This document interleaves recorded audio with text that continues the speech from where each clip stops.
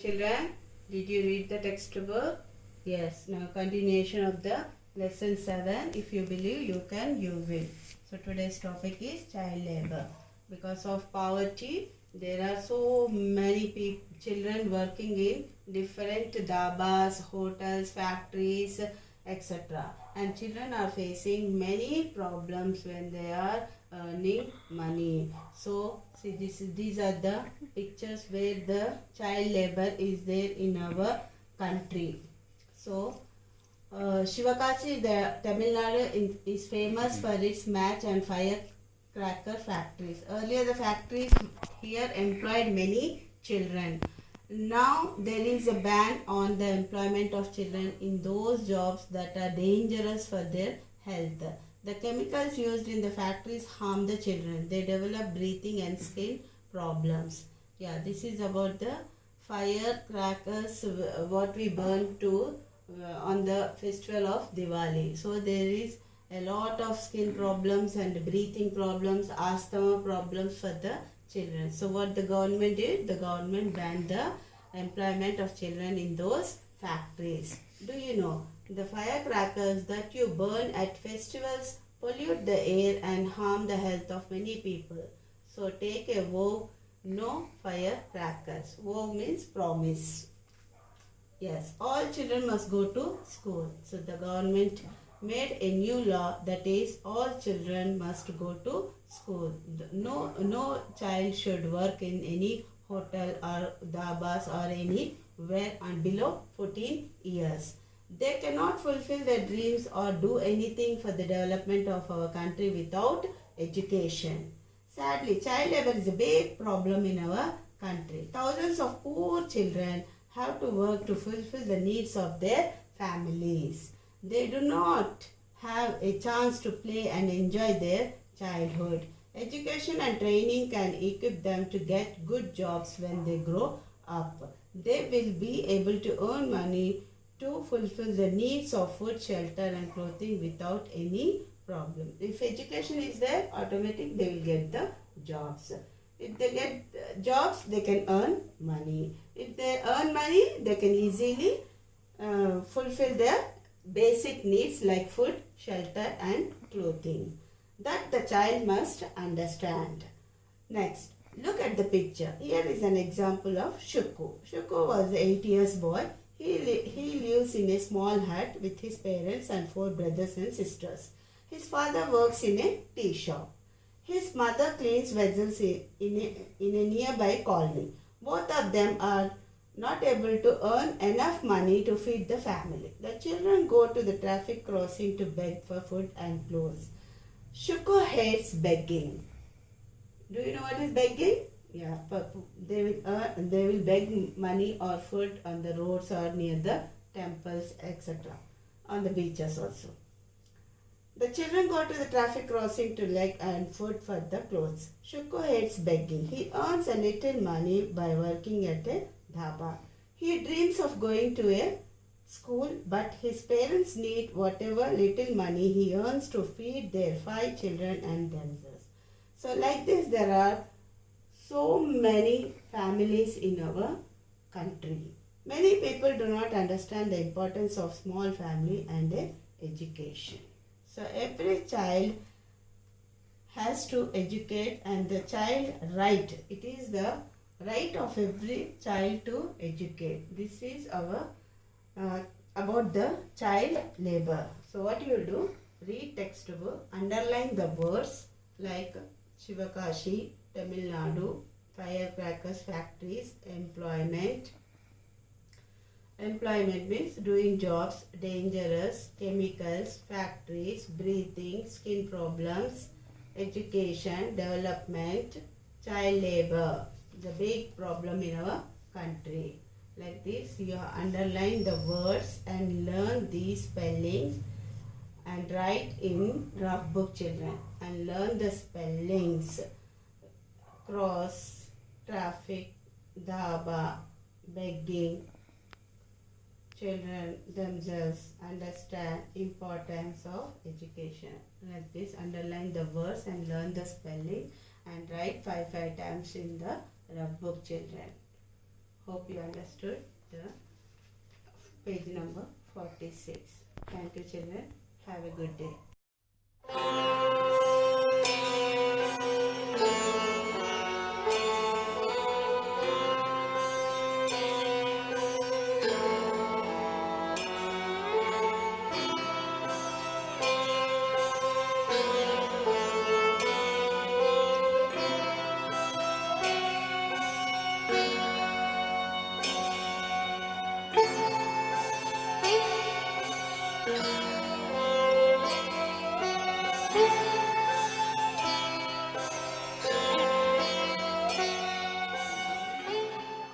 In this small village in the south of India, children make matchboxes as a home industry.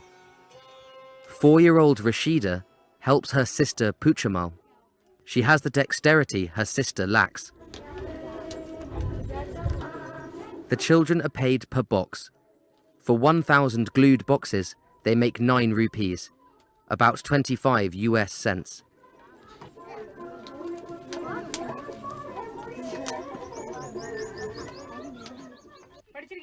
I don't miss school, says this girl. In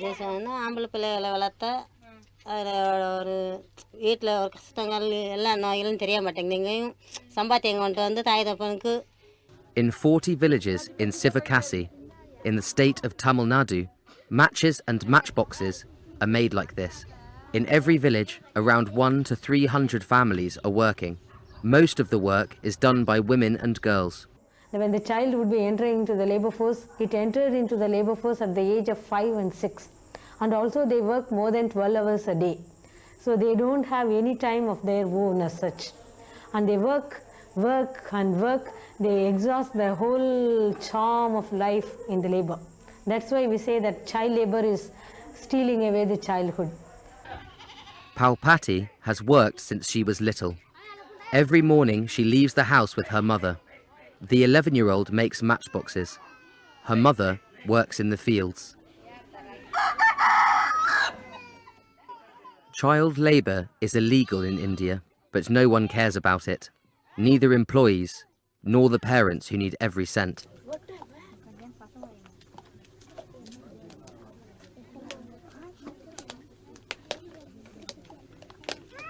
The children sit for hours at a time in the dark and stick the boxes together. Tiny children squat nearby. Frequently, generations work together under the same roof, from grandmother to grandchild. Pasupati also often helps in the fields in the evening. Her mother picks cotton. Her father grows sunflowers, cotton and maize. But the money he earns from this isn't enough to feed his 9 children. Every month he has to pay off his debts.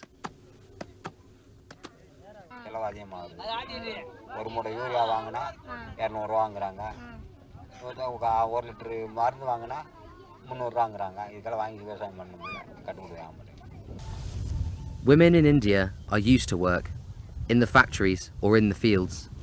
For some years now, the land has been able to produce enough to cover their food needs, but there's no surplus, at least not in Tamil Nadu. Rice is generally threshed by hand. Only a few villages can afford a harvesting machine.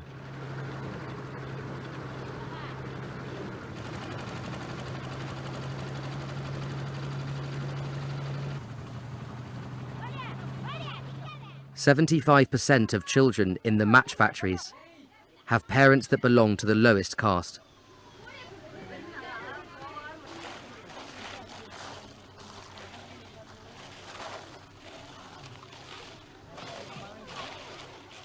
They carry out the lowest forms of work, and the pay corresponds to that. In these Indian families, daughters have no opportunity. The hereditary is maintained through the sons, they believe. That's why even we have a proverb telling that for the property we need son. Just only to have a fascination we need daughters. So when they have more daughters, they don't think it is their children. What they think is they would even go to the extent of killing the babies. That is what we call it as female infanticide. Good morning, teacher. Good morning, teacher. To help these children, The government finances schools. The state coffers have been empty for the last 2 years. Before, 100 children used to come here to learn. Now there are only 7. Every family, including the parents from Guru Lakshmi, get 100 rupees a month, about $3. This is compensation for the lost earnings of their daughter or son. But that's only a third of what a child could earn in a month. The mother is hoping that the government will pay more money. Otherwise, she'll have to send her 7-year-old back to the factory. My daughter only wants to go to school, says the mother. It's rare in a village that children, particularly girls, have as much free time as in Guru Lakshmi. This factory manufactures matches. 90 workers are employed here. No one will say how many of them are children. The matches are stuck on a wooden board. After being dipped in a toxic liquid, they are dried overnight.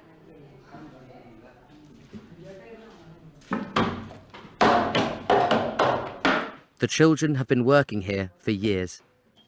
They breathe in the corrosive sulfur fumes. There's no air conditioning. Most people here are illiterate. They have to trust others to count for them. At the end of the day, they show how many boxes and matches they've made. Lawyer Ganyupta Shanta has founded a women's organisation.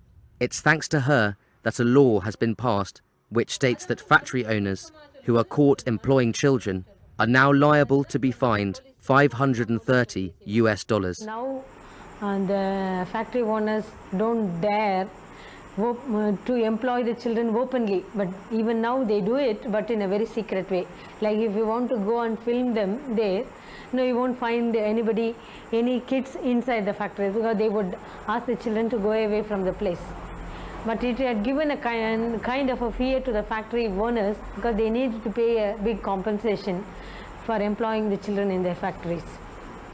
According to one human rights organisation, 150,000 children work in the fireworks industry. Sivakasi is the manufacturing centre of rockets, crackers, jumping jacks and sparklers. 200 factories are situated here. It's $1 million business. These fireworks are exported all around the world. Because explosive substances are used, there are occasional accidents. Then, the eyes of the world fall on the production conditions of the workers, but nobody cares about their fate. They're known as the Silver Men. At work, they wear gloves and masks. When sparklers are being manufactured, part of the process is to dip the metal sticks into a poisonous heavy metal salt.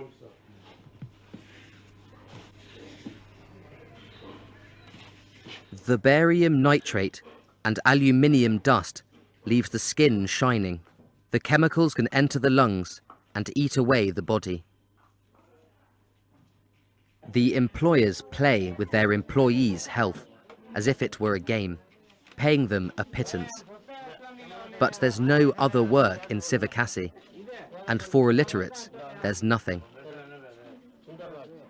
It's difficult to film in the fireworks factory, particularly when there is child labour or health hazards.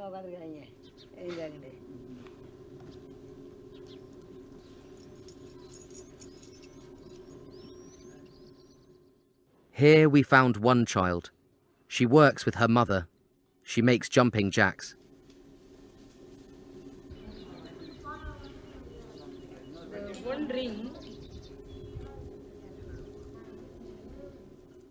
Working without protection for the skin can lead to circulatory problems and lung damage. The workers can't complain or fall sick. Men earn a couple of hundred rupees a month, just enough to feed their families.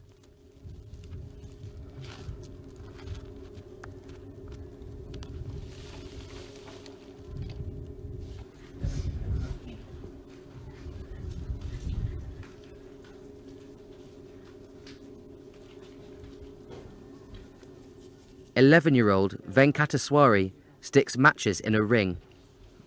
She makes 25 of these a day. The chemicals get in her eyes. Her lungs hurt, says her mother, and her hands are particularly affected. Children that work here lose their youth and damage their health for only a few cents. But who thinks of them when we see a rocket rush towards the sky and burst into stars?